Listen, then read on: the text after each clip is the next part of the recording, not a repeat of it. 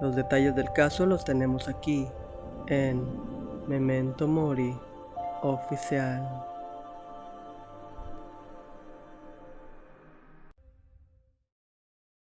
Mérida, Yucatán, mejor conocida como la Ciudad Blanca, es considerada como una de las ciudades más seguras y prósperas del sur de México. Es por ello que José Eduardo Ravelo Echevarría, originario de la isla Veracruz, había hecho caso a la gente que lo alentaba a irse a dicha ciudad para conseguir un buen trabajo y mejorar su calidad de vida. De acuerdo al relatado por María Ravelo, la madre de José Eduardo, su hijo siempre fue muy independiente. Por eso su familia no le sorprendió que desde el 2020, el joven de apenas 23 años de edad comenzara a planear su mudanza. La señora Ravelo lo describió diciendo lo siguiente: él era rebelde, se quería comer al mundo de un solo bocado. Yo le dije que estaba bien que volara con sus propias alas, pero que tuviera cuidado. Él se consideraba guapo, y por eso creía que no le podía pasar nada malo, pero yo le dije que tuviera cuidado, porque no toda la gente es buena. Fue hasta abril de 2021 que José Eduardo tuvo por fin la ansiada oportunidad de viajar y sin pensarlo dos veces, se trasladó a la capital yucateca. El güero, como le llamaban familiares y amigos a José Eduardo, se comunicaba con su familia de vez en cuando y se dedicaba a conocer la ciudad al tiempo que buscaba empleo. El día 21 de julio, el joven se levantó temprano y preparó sus papeles entusiasmado, pues ese día tenía una entrevista de trabajo. Eran entre las 10 y 11 de la mañana cuando José Eduardo se encontraba caminando cerca del Parque San Juan para poder llegar al lugar de la entrevista, pero durante ese trayecto fue interceptado por varios policías. Estos le dijeron que lo habían detenido porque parecía sospechoso, aunque nunca le dijeron de qué, y procedieron a preguntarle su dirección, con quién vivía, de dónde era originario, entre otras cosas. El veracruzano contestó el interrogatorio, pero cuando quiso retirarse, le dijeron que no podía irse porque seguía siendo sospechoso. Entonces, sin previo aviso, lo esposaron y lo subieron a una patrulla. Una vez a bordo, los uniformados lo golpearon y luego lo agredieron sexualmente. Las lesiones habían sido tales que el joven no sabía exactamente en dónde estaban, pues el vehículo daba vueltas alrededor de la ciudad sin rumbo fijo. En cierto momento lo cambiaron a otra patrulla y lo llevaron a una especie de cuarto pasillo, en donde volvieron a agredirlo sexualmente. No está claro hasta qué hora o cómo fue que por fin lo liberaron, pero al día siguiente el joven llamó a su madre y le contó lo sucedido. Al principio la señora María no daba crédito a las palabras de su hijo, pero luego se preocupó y le aconsejó que fuera al hospital o a poner una denuncia. Sin embargo, José Eduardo le dijo que tenía miedo, que los policías lo iban a matar si denunciaba, y que no podía ir a un hospital porque no tenía dinero, ya que le habían quitado todo, incluyendo sus papeles. Ante esto, la madre del chico consiguió dinero como pudo y el 24 de julio viajó hacia la ciudad de Mérida. Al llegar encontró a su hijo triste y adolorido. Casi no podía caminar y le costaba trabajo respirar. Tenía una tos persistente que le impedía acostarse y también vomitaba sangre. De inmediato se dirigieron al Hospital General Agustín Orán. Ahí, el joven le contó al doctor lo que había pasado, esperando que éste diera parte al Ministerio Público, tal como debe hacerse en todo caso de violencia sexual. Pero en vez de ello, el médico se limitó a preguntarle si era gay. José Eduardo respondió que no, y su mamá le dijo al doctor que aunque su hijo fuera gay, tenía derechos y que nadie tenía por qué violentarle de esa manera. El doctor intentó excusarse diciendo que había hecho aquella pregunta porque a lo mejor lo confundieron con una mujer, como si dicho motivo fuera justificable para un acto tan aberrante.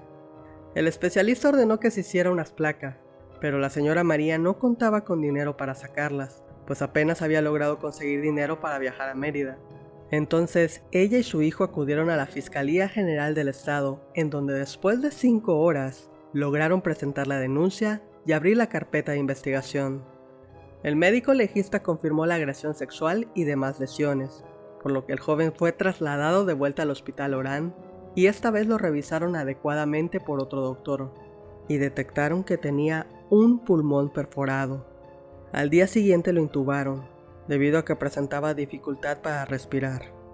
La familia consiguió una ambulancia para trasladar al joven a Veracruz, pero el doctor recomendó no moverlo.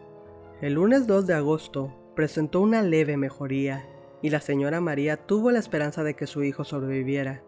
Sin embargo, el día martes 3 de agosto, José Eduardo falleció a las 8:40 de la mañana a causa de una disfunción orgánica múltiple provocada por un politraumatismo. En otras palabras, el joven había muerto a consecuencia de la golpiza recibida. El jueves 5 de agosto, la señora María acudió a la fiscalía a levantar una denuncia por homicidio y también presentó una queja ante la Comisión de Derechos Humanos del Estado de Yucatán en contra de los policías y el médico que cuestionó la sexualidad de su hijo. La noche de ese mismo jueves le entregaron el cuerpo del joven.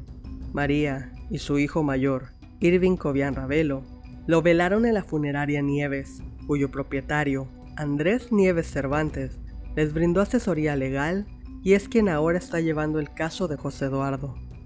María y su hijo mayor denunciaron frente a la prensa local que ni el gobierno del estado ni el ayuntamiento se había acercado a ellos para ayudarlos. Comentaron que pidieron ayuda a la CODEI para los gastos funerarios. Dicho organismo los envió a otra institución, la cual les dijo que no podían ayudarlos porque no eran residentes de Yucatán. La única ayuda que habían recibido era la de los ciudadanos que les habían dado donaciones económicas para poder pagar el funeral. El viernes 6 de agosto, la madre y el hermano de José Eduardo se presentaron con el ataúd del joven frente al Palacio de Gobierno de Mérida para exigir justicia. Momentos después, el director jurídico de la Secretaría de Gobierno, Gabriel Puc Maldonado, recibió a la señora María en una reunión privada y le aseguró que ya habían sido detenidas las personas responsables del crimen. Ante los medios de comunicación, el funcionario comentó que no podía dar más detalles de la investigación, pero insistió en que la carpeta ya había sido judicializada. También indicó que se otorgó apoyo económico a la familia a través de la Comisión Ejecutiva Estatal de Atención a Víctimas. El gobernador del estado, Mauricio Vila, se pronunció hasta el día siguiente diciendo que lamentaba los hechos ocurridos, que ya habían capturado a los 4 presuntos culpables y que se aplicaría la ley hasta las últimas consecuencias. Quien también expresó sus condolencias fue el presidente municipal, Renán Barrera, el cual aseguró que se está investigando el fallecimiento de José Eduardo para poder esclarecer el lamentable caso y aplicar todo el peso de la ley. Por otra parte, el CONAPRED, que es el Consejo Nacional para Prevenir la Discriminación, pidió que en la investigación se determine si en la detención existió discriminación por apariencia física, edad, identidad personal u expresión corporal, que se compruebe la presencia de estereotipos, prejuicios o estigmas injustificados de parte de los elementos policíacos. El sábado 7 de agosto, el ataúd de José Eduardo partió de Mérida hacia Isla Veracruz, a la cual llegó esa misma noche. Sus familiares y amigos lo recibieron con pancartas en mano, exigiendo justicia en su nombre. El cuerpo del güero fue velado en su domicilio y finalmente lo enterraron en el cementerio general de su ciudad natal. La ciudadanía de Mérida tampoco se quedó callada, pues desde que la madre de José Eduardo se plantó frente al Palacio de Gobierno, varias personas se acercaron a compartir testimonios de abuso policial y algunas se quedaron con carteles y velas para repetir el llamado a la justicia. El domingo 8 de agosto se realizó una marcha para protestar por el asesinato del veracruzano. La marcha recorrió algunas calles del centro histórico de la capital yucateca y llegó a la presidencia municipal, donde exigieron justicia para el joven.